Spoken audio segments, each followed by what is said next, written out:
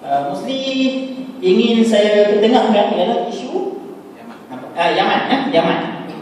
Okey, yang mana isu Yaman akhir-akhir ini, mutaakhir ini jadi panas baliklah selepas serangan serangan daripada tentera bersekutu, bukan tentera bersekutu, daripada negara gabungan negara Arab, daripada 11 buah negara Arab. Yang terakhir adalah negara Senegal Senegal yang terakhir yang menyertai Pakatan Gabungan Tentera Arab menyerang kedudukan Hilton Houthi Syiah Imamiyah, dan dianggap, kita kata, macam cawangan Hizbullah atau Hizbul Syaitan kan, di Yaman Okey, baik, yang diketuai oleh Arab Saudi So kita nak tengok juga, walaupun ia juga melibatkan kemanusiaan, humanitarian, cuma kita tidak dapat bantuan ke sana itu tidak dapat diberikan dalam bentuk kemanusiaan lah. Cuma agensi yang boleh masuk sekarang ini untuk membantu mangsa-mangsa, sehingga sekarang ini lebih daripada 1,800 orang yang terkorban dalam tempoh konflik yang berlaku ini. Cuma Badan Antarabangsa PBB sahaja dan Pertubuhan Palang Merah Antarabangsa sahaja dibenarkan masuk untuk membantu mangsa-mangsa ataupun membantu rakyat Yaman yang terkepung. Baik, isu Yaman ni begitu signifikan di dalam sejarah umat Islam, sejarah umat Islam, yang mana sebenarnya kita perlu ketahui juga bahawa Allah Ta'ala menyebutkan cerita tentang Yaman secara tak langsung. Ada banyak cerita tentang Yaman sebenarnya di dalam Al-Quran. Salah satunya surah yang saya paparkan ini adalah surah Quraisy. Itu surah Quraisy ini kita cerita tentang pasal Syria kan. Surah Quraisy ini surah apa? Surah apa? Alam Tarukai. Surah Li'ila bin Quraisy lah. Li'ila bin Quraisy kan. Kalau budak-budak tadika kita tanya, siapa reti baca Fatihah angkat tangan? Tak angkat kan? Lagi kita tanya, siapa reti baca Al-Ham angkat tangan? Semua bukan angkat. Padahal Fatihah dan Al-Ham itu sama. Surah Quraisy ni ialah surah Li'ila bin Quraisy. Okey, dia menceritakan secara tidak langsung tentang Yaman yang mana kenapa disebutkan sebagai Quraisy? Quraisy ni ialah nama datuk nenek keturunan Nabi Muhammad SAW. Dan dikatakan Quraisy inilah yang kala susul galur yang terjadinya pecahan kepada suku kaum Arab, suku kaum Arab. Dan disebutkan di dalam kitab kitab-kitab tua ataupun kitab-kitab sejarah Arab yang lama juga menyatakan bahawa orang Arab itu asalnya daripada Yaman. Orang Arab itu asalnya daripada Yaman. Ini berdasarkan daripada penulisan seorang ulama yang bernama Ibnu Qutaybah Ad-Dainawari. Dia meninggal pada tahun 325 Hijri itu, kurun yang ke-3 Hijri ataupun kurun yang ke-4 Hijri, 325 Hijri. Dan kitab dia, Ibnu Qutaybah Ad-Dainawari menulis kitab dia bernama Al-Ma'arif. Dia kata orang selepas berlakunya banjir besar yang menenggelamkan seluruh dunia, dan kemudian ketika itu siapakah Rasul yang diutuskan ketika berlakunya banjir besar itu? Siapa tahu? Nabi Allah Nuh alaihissalam. Dan Allah mewahyukan kepada beliau untuk membina kapal. Setelah dan disebutkan juga di dalam Al-Quran, tak silap dalam surah Syu'ara, yang mana selepas sahaja Allah Ta'ala sebutkan banjir besar tersebut, kapal tersebut, bahtera Nabi Nuh tersebut terdampar di atas bukit Judi. Di atas bukit Judi, Bukit Judi ni kedudukannya sekarang ni, kalau mengikut Dr. Syauqi Abu Khalil dalam buku dia Atlas Al-Quran. Atlas dia ni pakar tafsir dan juga pakar juga dalam geografi. Dia sekarang satu buku yang berjudul Atlas Al-Quran. Dalam Quran tu dikut daripada ayat-ayat tu, kemudian disebutkan. Contoh kata Mekah, di manakah Mekah? Jadi dia akan contoh Mekah ni di sini, geografinya macam ni dan sebagainya kan. Okey, dia menyebut bahawa Bukit Judi ini terletak di Turki. Walaupun ada khilaf di kalangan sejarawan, tapi Bukit Judi ini secara, kalau ikut Dr. Syauqi Abu Khalil, dia kata di Turki, tetapi bersepadan dengan Iraq, bersepadan dengan Syria. Bersepadan dengan Syria. Nak cerita apa? Cerita pasal selepas terdamparnya Nabi Nuh AS. Nabi Nuh ni ada 3 orang anaknya yang beriman dengan beliau dan selamat. Dan anak dia 3 orang ni ialah semua anak lelaki. Seorang bernama Sam, seorang bernama Ham, dan seorang bernama Syith. Sam ini dia kemudian merantau ke Jazirah Arab. Dan tempat yang pertama dikatakan dalam sejarah, tempat pertama yang beliau mulakan penempatan ialah di Yaman, di Sana'a. Sebab itulah Sana'a ni di dalam sejarah disebut, di dalam sejarah ataupun travelers di kalangan orang-orang barat disebut sebagai Sand City, sebab merujuk kepada Sam bin Nuh alaihissalam. Sam bin Nuh, ya. Dalam bahasa Arab, kalau buku sejarah lama, Sana'a ini dinamakan sebagai Sand City, Bandar Sam, merujuk kepada Sam bin Nuh alaihissalam. Okey, itu anak dia yang pertama. Yang kedua, anak dia bernama Ham. Ham ini disebutkan oleh Ibnu Qutaibah, dia kata dia pergi ke Sudan. Maksudnya dia pergi ke benua Afrika. Yang ketiga, kata Ibnu Qutaibah, dia kata anak Nabi Nuh yang ketiga bernama Syith. Syith ini dia pergi kepada Roman, di Rom. Maksudnya dia pergi ke sebelah Europe atas tu. So daripada keturunan ketiga-tiga inilah lahirnya pelbagai bangsa yang ada sehingga hari inilah. Sam di Jazirah Arab, di semenanjung Arab, Ham di Afrika, dan juga Syith di Europe, di Eropah. Ya. Okay, apa nak dilihatkan dengan cerita Yaman ni? Sana'a itu, Sand City itu adalah ibu kota negara Yaman daripada dulu sampailah sekarang. Ya. Okey, baik. Nak ceritakan, nak relate dengan surah Quraisy ni. Ini kita nak sentuh tentang sejarah Yaman itu sendirilah, di sudut daripada susun galurnya dan juga sejarahnya di dalam Islam dan juga sebelum Islam.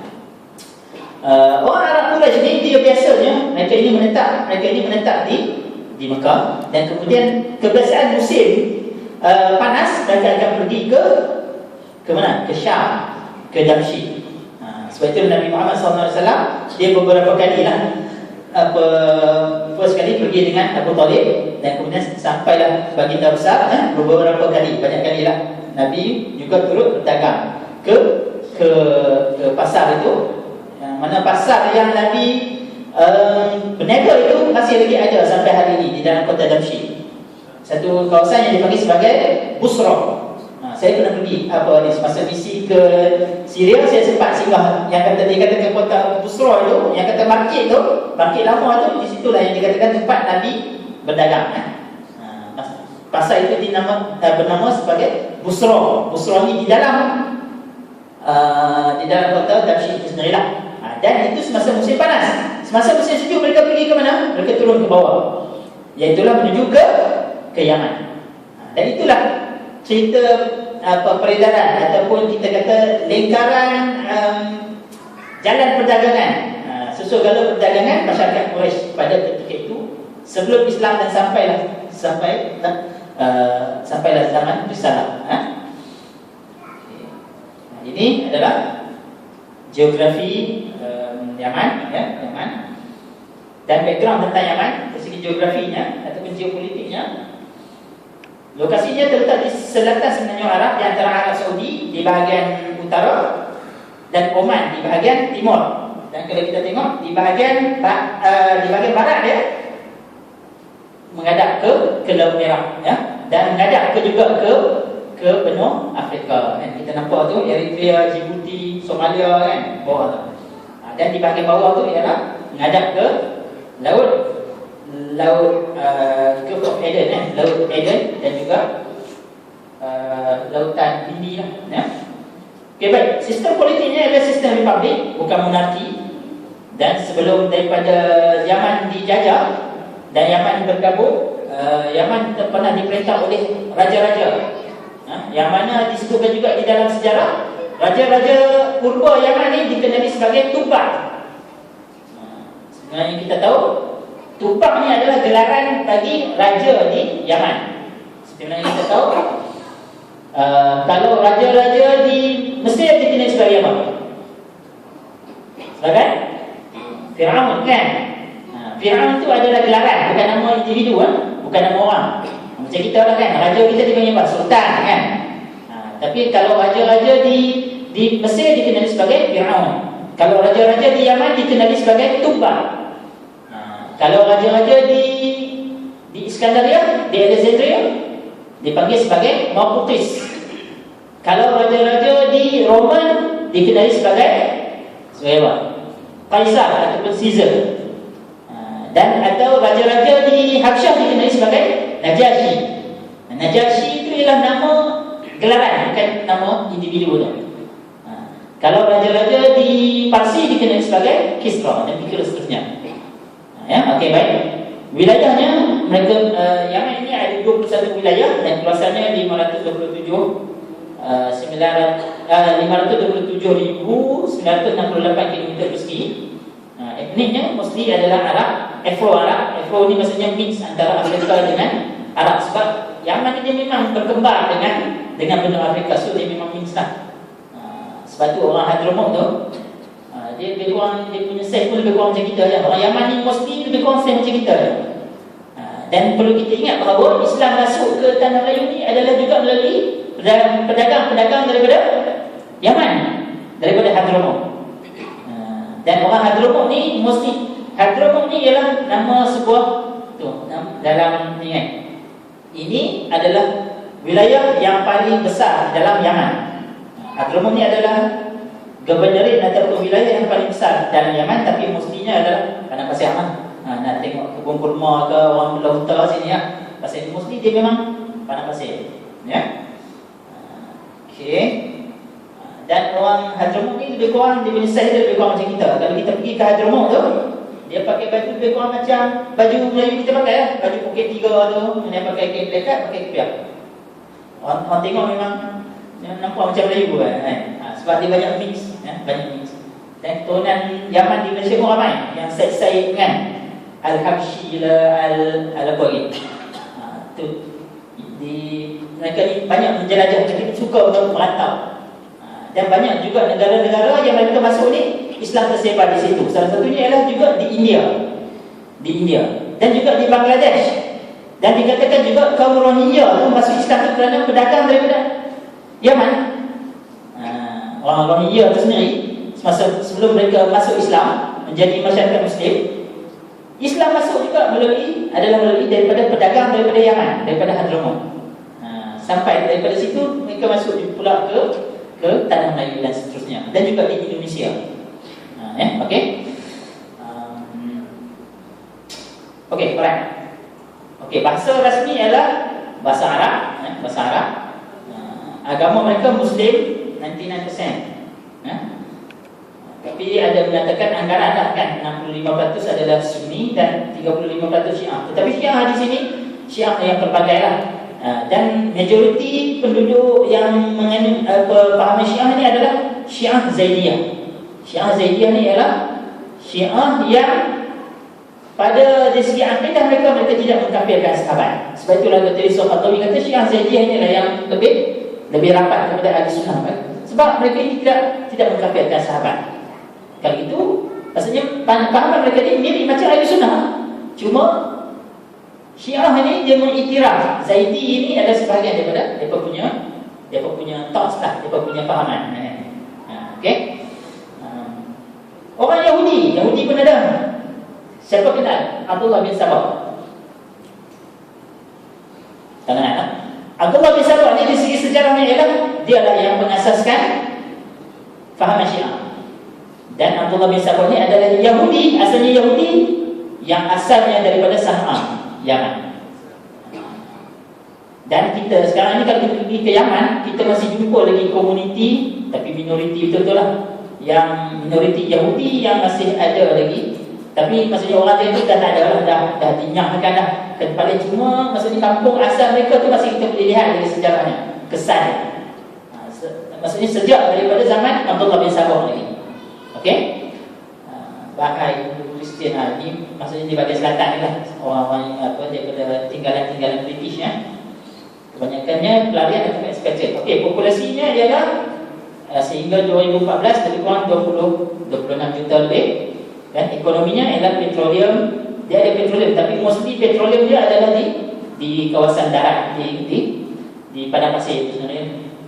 Okey, garam batu, mamat dan sebagainya, boleh cek kan. Okey, dari segi sejarah Islam,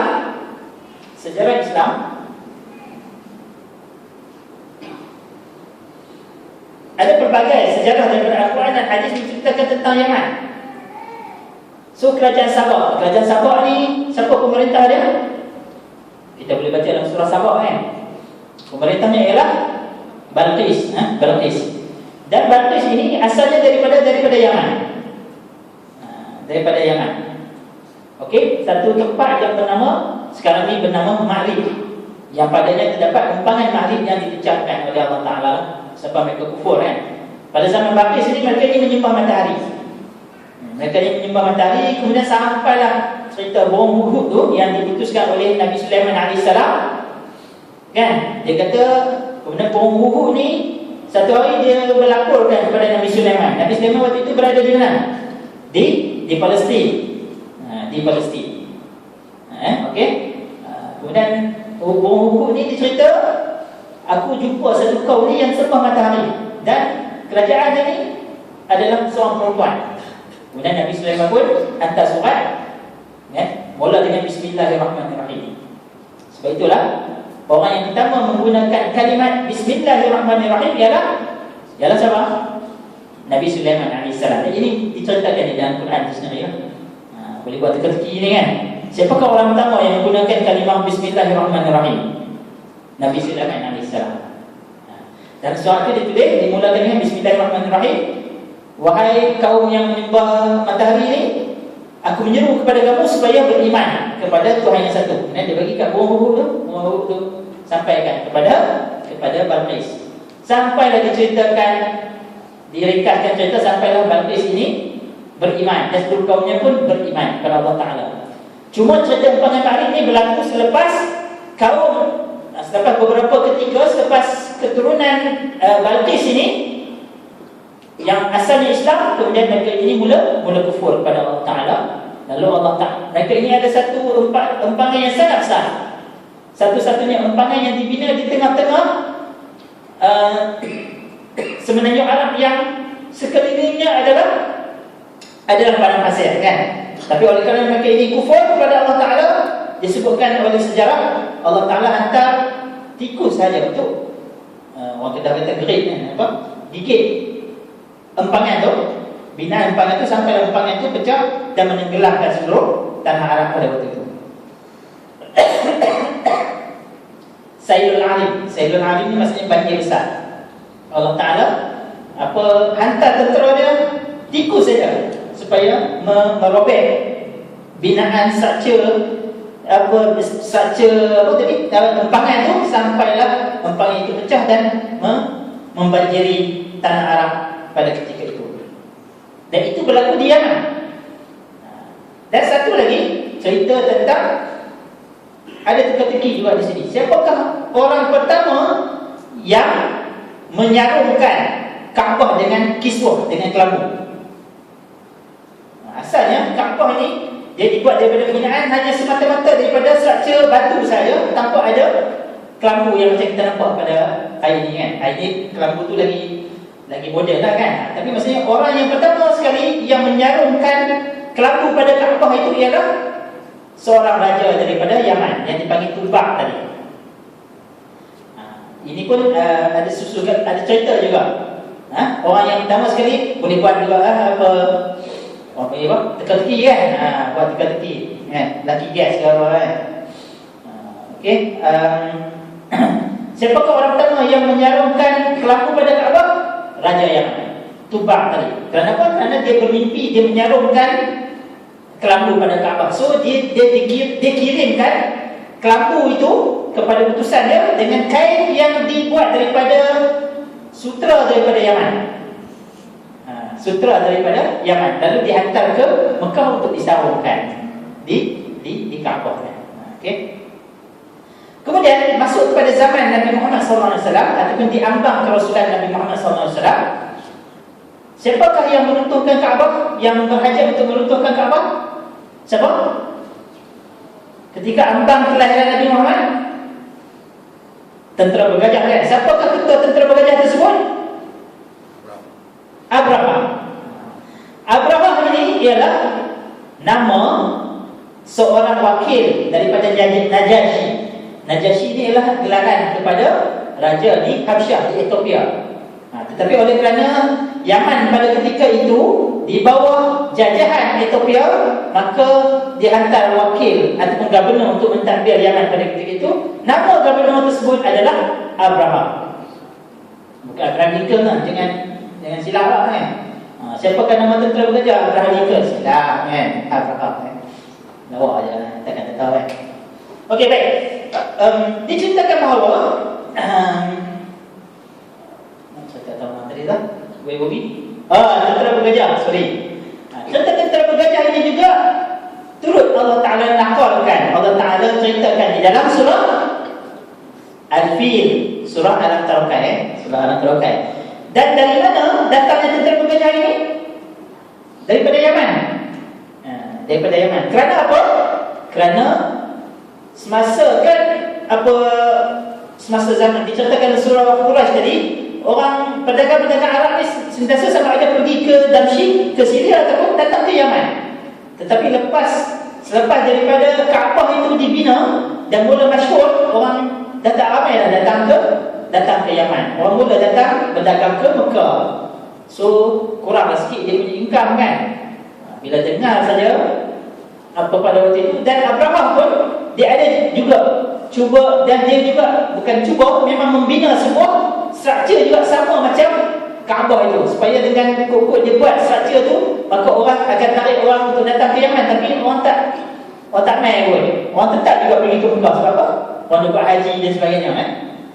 Ingat maksudnya pekerjaan haji ini bukan pada zaman Nabi Muhammad, maksudnya pada zaman jahiliah pun orang memang buat haji. Sejak zaman Nabi Ibrahim AS, orang pertama yang melakukan haji ialah Nabi Ibrahim AS. Dan Nabi Ibrahim lah yang ajar macam mana cara nak melakukan haji seperti mana yang sama macam kita buat sekarang kan. Itu adalah hasil daripada syariat pada sejak zaman Nabi Ibrahim AS ya. Okey, baik. Contoh apa tadi tama apa? Okey. Dia pun datanglah kan nak meruntuhkan Kaabah kan. Oleh kerana dia buat binaan yang sama macam Kaabah ni, orang tak kisah pun kan. Orang tetap juga datang ke Mekah kan, sebab ada Kaabah yang asal kan. Orang melakukan haji. So dia pun buat rancangan untuk meruntuhkan Kaabah. Dan dihimpunkan bala tentera bergajah ini menuju ke Mekah untuk meruntuhkan Kaabah. Sebelum sampai saja on the way, dekat sampai ni ke Mekah ni, sampai di satu tempat yang bernama Mina.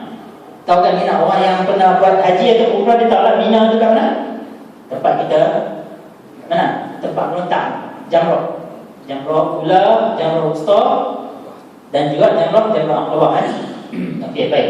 Tempat melentang itulah tempat berlakunya peristiwa tentera bergajah itu. Dia satu tempat yang bernama Wadi Muhassir ataupun Muhassar. Dia tempat ni exactly di antara sempadan di antara Muzdalifah dengan Mina.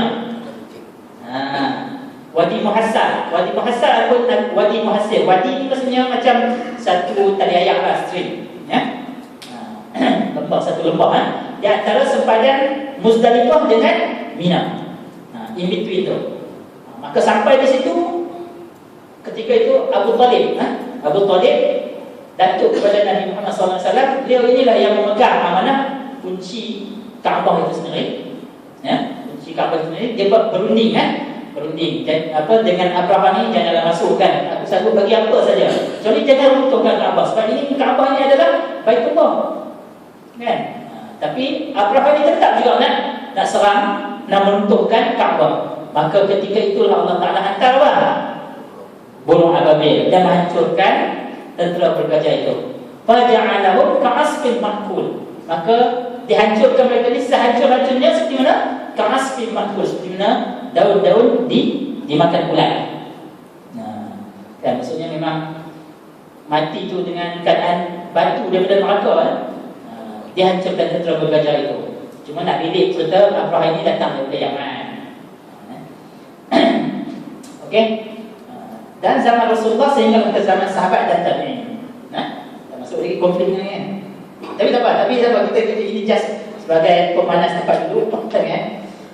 Okey, nak cerita lagi tentang sejarah Yaman. Sebenarnya Yaman ini memang banyak kaitannya dengan Islam dan juga sejarah baginda Rasulullah SAW. Dan Nabi Rasulullah SAW sendiri adalah berasal daripada keturunan Yaman. Apa buktinya? Nabi Muhammad SAW ni dia bersambung nasab dia dengan Nabi Allah Ibrahim AS. Dan Nabi Ibrahim ni ada dua orang anak. Satu bernama, anak sulungnya bernama apa? Bernama Ismail lah. Dan anaknya yang kedua bernama Ishak. Tapi dan Nabi Ibrahim ni ada dua orang isteri juga. Isteri yang tua ni bernama Sarah dan isteri yang muda bernama Hajar. Tetapi Hajar ini bini muda dapat anak dulu. So anak sulung ialah Nabi Ismail AS. Dan Nabi Ismail inilah, daripada keturunan Nabi Ismail inilah lahirnya bangsa Arab.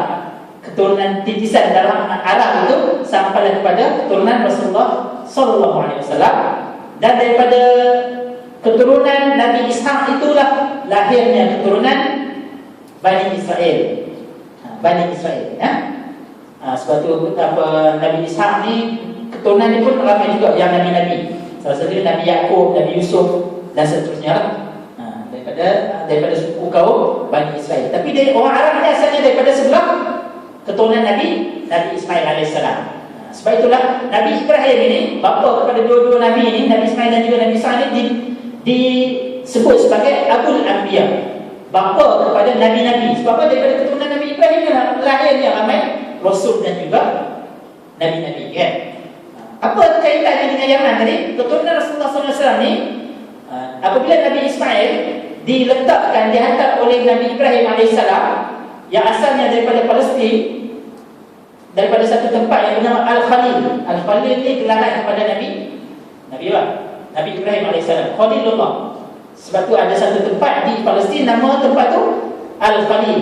Dan situlah Nabi Ibrahim meninggal dunia. Dan makamnya masih ada lagi di sini. Ataupun bahas Al-Khalil ni juga dikenali sebagai juga Hebron.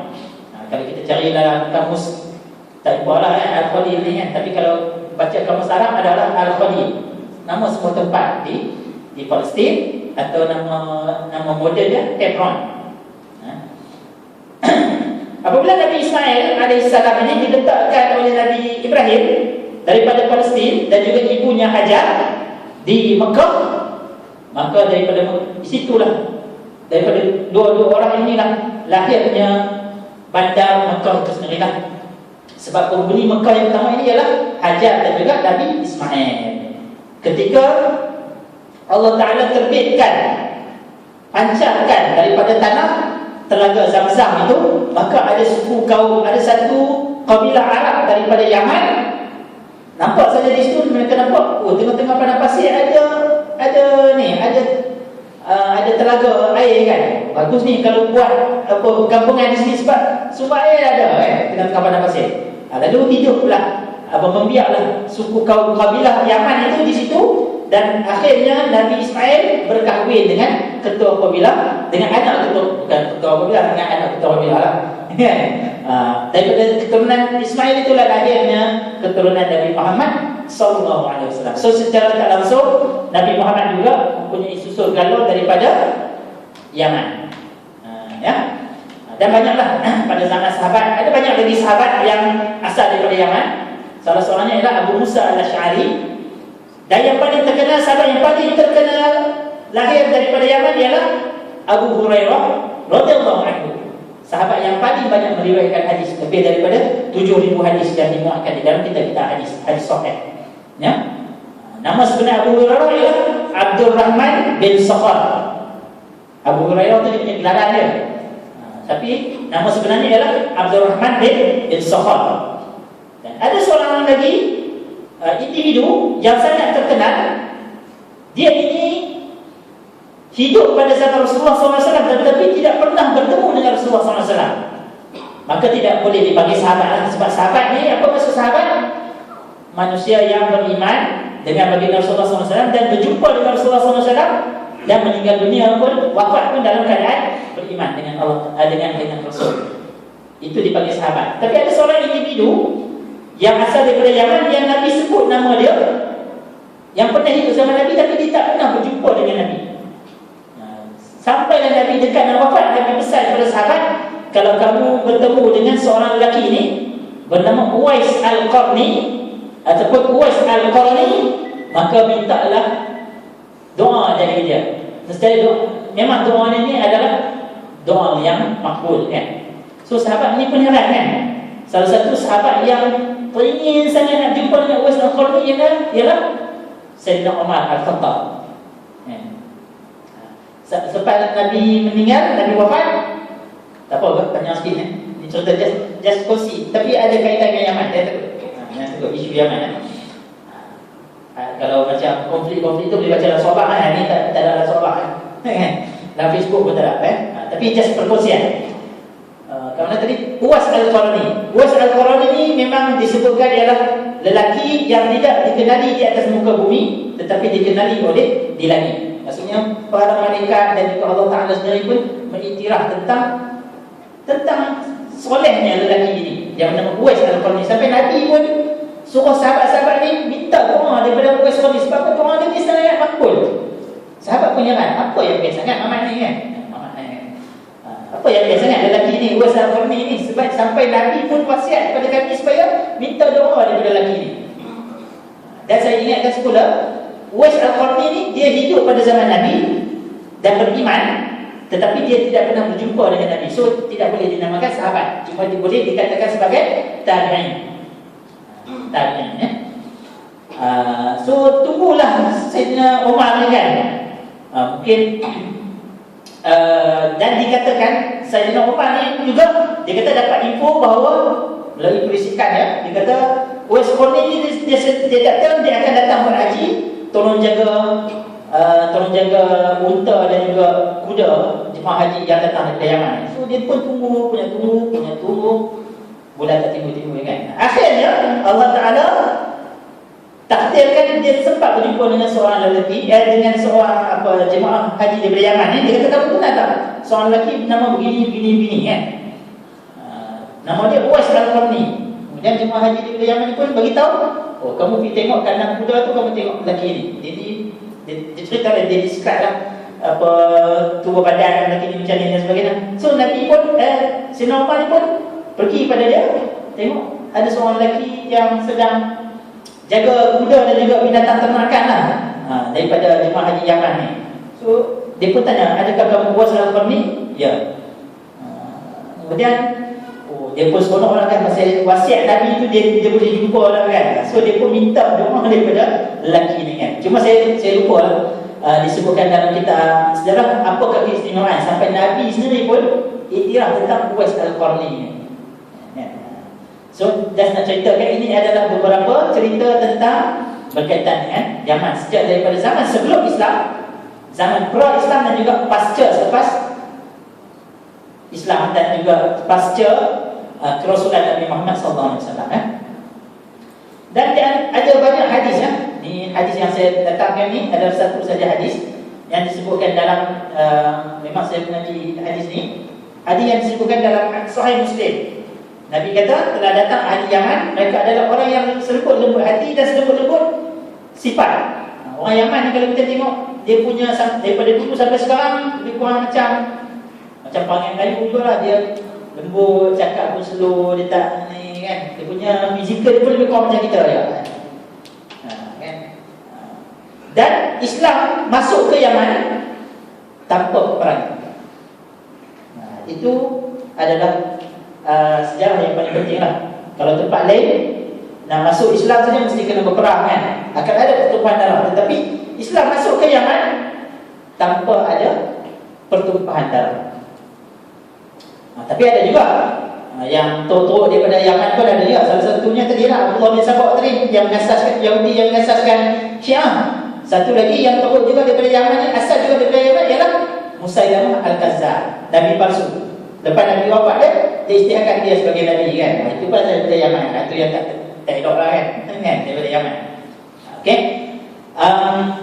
Kemudian nak ceritakan juga ialah apabila Muaz bin Jabal, salah seorang sahabat, pada kurun yang pada tahun yang ke-6 Hijri, dia Rasulullah hantar dia ni daripada Madinah untuk datang berdakwah ke Yaman.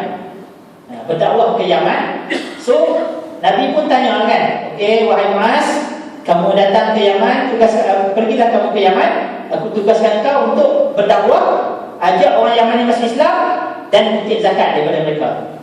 Yang pertama sekali ialah ajar mereka ini kalimah la ilaha illallah Muhammadur Rasulullah, dan juga kutip zakat daripada mereka ini kan. Dan kemudian Rasulullah pesan juga kepada Muaz, wahai Muaz, kalau kamu pergi ke Yaman ni pada bulan yang pada tahun yang ke-6 Hijri, Muaz bin Jabal.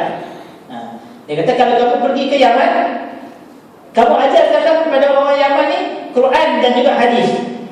Kemudian dia kata kalau tak ada Quran dan hadis, kamu nak ajar dengan apa? Dia kata aku akan berijtihad, dan juga aku akan berijtihad lah, maksudnya aku akan cari maksudnya keluarkan hukum lah kan. Maksudnya benda yang tak ada dalam Quran, tak ada dalam hadis, benda yang tak ada nas, aku akan berijtihad lah. Nabi kata betul. Dan ada juga sahabat-sahabat lain yang Nabi hantar daripada Madinah untuk datang ke Yaman. Salah seorangnya seorang sahabat yang kita rasanya mungkin mesti orang tak kenal itu, orang tak popular sangat nama sahabatnya. Yang seorang sahabat yang bernama Wab bin Yuhannas. Wab bin Yuhannas. Wab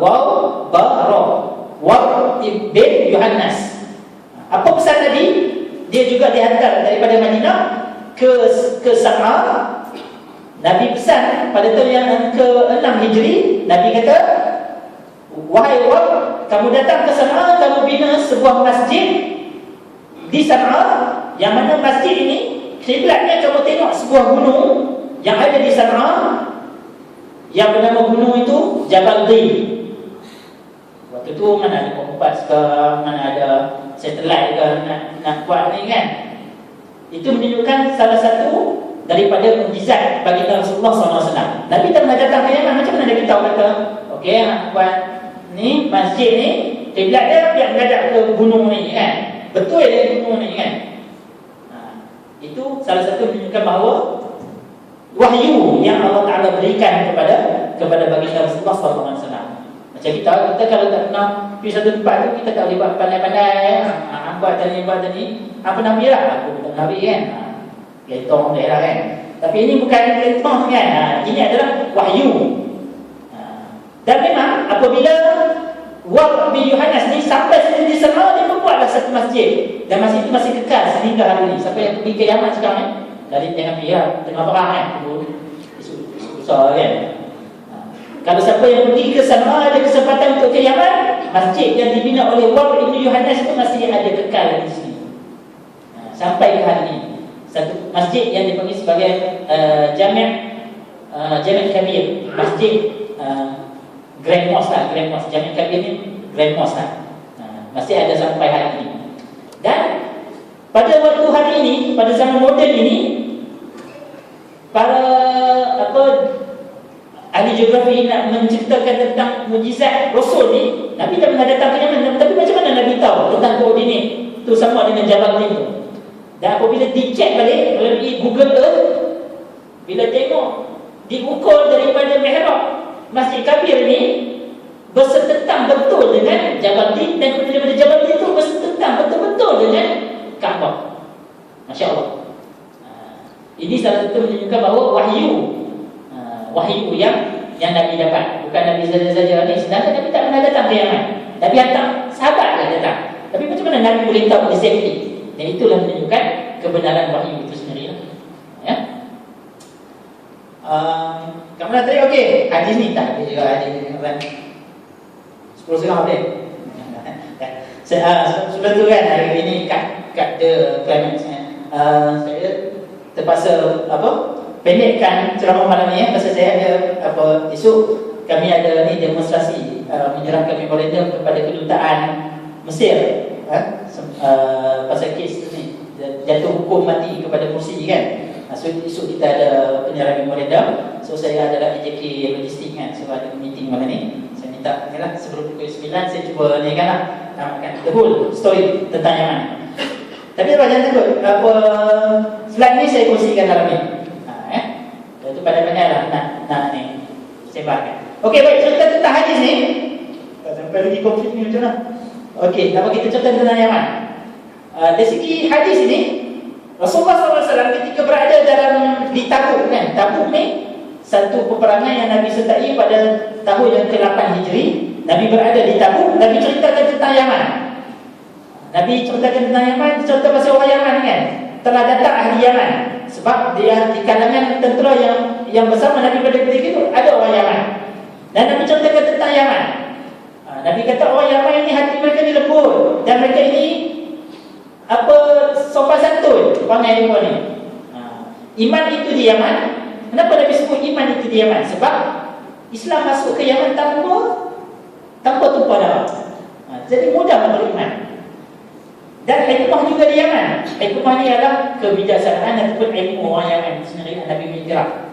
Dan di dalam hadis yang lain juga disebutkan juga, salah satu hadis yang disebutkan di dalam tak silap saya hadis dari dalam kitab Sunan Abu Dawud. Sunan Abu Dawud menceritakan juga asal usul perbuatan salam ini ialah daripada perbuatan orang Yaman. Nabi tengok orang Yaman ni bila jumpa salam orang Yaman yang datang ke Madinah lah kan. Nabi tengok orang Yaman ni, sesama orang Yaman ni apabila mereka berjumpa sama mereka ni, mereka akan berjabat tangan. So Nabi mengiktiraf itu adalah sebahagian daripada apa adab Islam. Dan Nabi mengiktiraf perbuatan tersebut. Kalau orang tanya kan, ini boleh juga buat terfikir, siapakah orang masyarakat orang mana yang memperkenalkan berjabat salam ni? Orang Yaman. Sebab Nabi tengok tu Nabi iktiraf perbuatan tersebut. Sebab bila berjabat salam ni dia menunjukkan keakraban ataupun ukhuwah kan. Sebab itulah Nabi kata musafahah ni maksudnya berjabat tangan. Asalnya daripada perbuatan orang Yaman. Dan itu memang disebutkan di dalam hadis. Boleh cek balik hadis daripada kitab Sunan Abi Dawud. Okey, baik. Di sini nak tanya juga apakah yang dimasukkan dengan Yaman di sini? Ahli Yaman itu siapa? Ada ulama mengatakan, kalau Imam Nawawi dia kita mentafsirkan bahawa Yaman ini ialah pendapat pertama, mengatakan bahawa Rasulullah masukkan dengan hadis tersebut ialah Mekah. Kerana Mekah penduduknya adalah daripada Tihamah, dan Tihamah itu di Yaman. Tihamah ni siapa?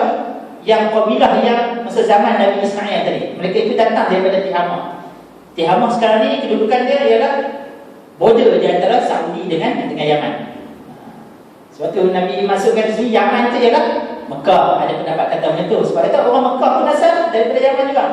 Itu pendapat yang pertama. Pendapat yang kedua mengatakan bahawa yang dimasukkan di hadis tersebut ialah Mekah dan Madinah. Sebab di Madinah pun memang ada suku kaum yang berasal juga daripada Yaman. Okey, dan mengatakan juga pendapat yang ketiga mengatakan bahawa yang dimasukkan adalah kaum Ansar di Madinah. Kerana kaum Ansar juga berasal daripada Yaman. Yang pendapat yang kedua ni dia kata sebab Nabi tunjuk ni Yamin ni sebelah kanan. Waktu tu Nabi ada di Tabuk, Nabi tunjuk Yamin ni maksudnya kanan itu menuju ke mana? Menuju ke Yaman. Jadi ini adalah interpretasi lah. Ahli hadis menginterpret hadis tu, mentafsirkan hadis tu. Dan bagi siapa yang pernah pergi ke Mekah ataupun buat haji ataupun umrah kan, kita akan buat tawaf di mana? Tawaf di keliling Kaabah kan. Dan Kaabah ni dia ada 4 pucuk, betul? Kaabah ni dia ada 4 pucuk, betul? Okay, kita akan memulakan tawaf itu di bahagian mana? Pucuk mana? Pucuk yang berada di Hajarul Aswad. Ataupun dia panggil rukun Hajarul Aswad. Rukun ni maksudnya pucuk. Rukun. Yang kata rukun tu dalam istilah bahasa Arab tu maksudnya pucuk. Sebab tu kalau main bola, kalau dalam bahasa Arab, kalau dia kata rukniyah maksudnya sepak bola kan. Tapi kita kena mengenal. Okey, nak ceritakan di sini ialah nak tunjukkan Di antara bucu-bucu pada Kaabah ini ada satu bucu yang dipanggil sebagai rukun Yamani. Kan? Di mana letaknya rukun Yamani? Okey, kita mula tawaf di sini di bahagian bucu yang bersetentang dengan Hajar Aswad, betul? Kemudian kita akan pusing, kita akan jumpa Hijr Ismail, betul? Di bahagian atas, kemudian kita akan patah balik, kita akan sampai ke sini. Bucu yang terakhir. Bucu yang terakhir inilah yang dinamakan sebagai rukun Yamani. Sebab apa? Sebab bucu itu dia bersetentang menghadap ke Yaman. Dan bucu di sini dinamakan sebagai rukun Syami sebab dia menghadap ke Syam. Bersetentang, kan? Dan sunnahnya ialah apabila kita sampai di rukun Yamani ini, di antara rukun Yamani kita nak sampai nak patah balik ke rukun bucu Hajar Aswad ni, Nabi sebut apa? Nabi perintahkan kita ataupun Nabi seru kita supaya banyak-banyak berdoa dengan Rabbana atina fid dunya hasanah wa fil akhirati hasanah wa qina adzabannar. Ya. Sebab itulah doa yang Nabi minta apabila sampai saya di bucu sebelum nak naik ke Hajar Aswad ni, bucu rukun Yamani ni, banyakkan membaca berdoa Rabbana atina fid dunya hasanah wa fil akhirati hasanah wa qina adzabannar. Itu jadi banyaklah saya rasakan perkara-perkara yang ada di dalam asas-asas ataupun sejarah Islam ini berkait rapat dengan Yaman itu sebenarnya. Okey, depan ada soalan? Ada soalan? Soalan tidak dibuka sebenarnya, saya tanya. Okey, mungkin dalam 10 minit lagi. Okey, ini baru masuk cerita pasal konflik Yaman ni. Kan? 10 minit kan? Saya sinkronis kan. Saya ingat. Okey, ini adalah watak-watak utama yang berkaitan dengan konflik Yaman daripada pada masa kini sampai membawa kepada pemboman atau serangan udara oleh Pakatan Tentera Arab yang ke Arab Saudi itu. Okey, Ali Abdullah Saleh ni adalah Presiden Yaman sejak tahun 1990 sampai 2012. Abdul Rabbu Mansur Hadi ini adalah Presiden Yaman pada masa sekarang ni yang menggantikan Ali Abdullah Saleh, yang mana dia juga hidup dalam ruangan. Sebab apa? Sebab militer Houthi itu ambil alih Yaman. Abdul Malik Houthi, inilah muka mamat inilah yang ketua kepada militer Houthi yang Syiah Imamiyah tadi yang conquer Yaman masa sekarang ni, yang masih hidup lawan dengan Saudi sekarang ni kan. Dan yang terakhir sekali Nasir Al-Wuhaishi. Wuhaishi ni dia orang Yaman dan juga pengasas Al-Qaeda di Arab Peninsula. Sebab di Yaman ni dia begitu, dia punya konflik dia complicated. Sebab Al-Qaeda pun ada di situ, Houthi pun ada di situ, kemudian ditambah pula mereka pun nak duduk serang gunakan drone, dan juga Saudi pun serang. Jadi dia kuih habis kan, sampai dunia orang Yaman ni. Dan ini watak yang paling utama, iaitulah tidak lain dan tidak bukan Abdul Majid Az-Zindani hafizahullah. Dan beliau adalah guru saya. Saya dulu belajar di Yaman. Nak cerita sikit sebab tu boleh sembang masa Yaman ni kan. Okey. Dan beliau adalah ahli politik dan juga ahli akademik Yaman yang tersohor. Ya. Beliau adalah pengasas dan presiden Universiti Iman di Yaman, dan saya pun grad daripada sana, Universiti Iman juga. Ketua Pergerakan Ekonomi Muslimin Yaman, dan beliau yang memperkenalkan antara orang yang terawal yang memperkenalkan fikrah Ikhwan Muslimin di Yaman, pengasas dan mursyid Parti Islam Yaman, dan dia mewujudkan sebuah parti Islam di sana, dan mantan ahli syura Presiden Yaman. Presiden Yaman ni dia ada orang panggil macam, bukan kabinet, dia panggil macam penasihat dia lah. Dan Syekh Abdul Majid Zindani ini adalah salah seorang daripada penasihat Presiden Yaman kepada Ali Abdullah Saleh tadi. Ni yang bisa dibayang. Okey, dan beliau adalah pengasas Suruhanjaya Mukjizat Saintifik di dalam Al-Quran dan Sunnah yang berpekalat di Arab Saudi di bawah World Muslim League, bawah Liga Islam Muslim Antarabangsa ni, Liga Muslim sedunia ni. Ada satu section yang dipanggil sebagai Hay'ah Al-I'jazul Ilmi fil Quran wa Sunnah. Maksudnya Suruhanjaya Mukjizat Saintifik dalam Al-Quran dan Sunnah. Apa fungsi dia? Fungsinya ialah membuat kajian tentang mukjizat-mukjizat secara saintifik. Macam contoh tadi, kan mukjizatnya ada banyak.